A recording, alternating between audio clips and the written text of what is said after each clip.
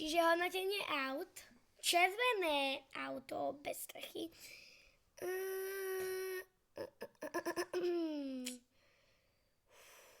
Červené autá. Na koľko by si dala? 5. Tak daj. Čo ty ideš prvá? Tak, 5. Biele také obyčajné.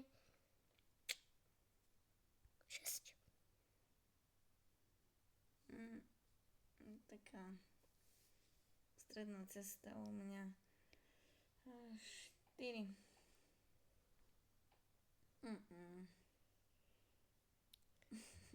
Dobre. Dodávka, ale je moc...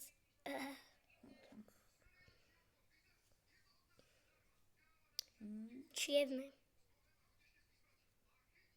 3. Zase takéto. Ale také trošku silnejšie. No príde ako Ferrari. Ferrari. Nie som si istá. Nie je moc staré auto, že? Je to že také módne. No, dobre, mňa tam moc neukazuje. Stačí, že ma tam je počuť. Prestaň. Moja mama. Dobre, no. Tak 2. Si ma spolužiaci spoznajú na internete.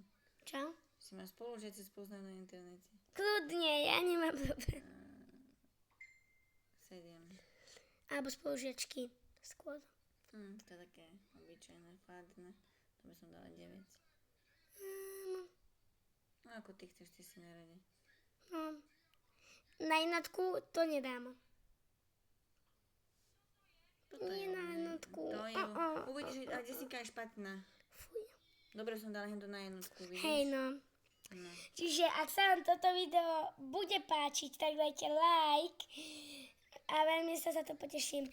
A napíšte mi kľudne aj komentár, aké autá by ste chceli, nech ohodnotím na budúce, ak to pôjde. Teda no.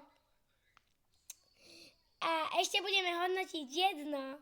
Ešte budeme robiť jedno video za dnešok a zajtra urobíme takisto.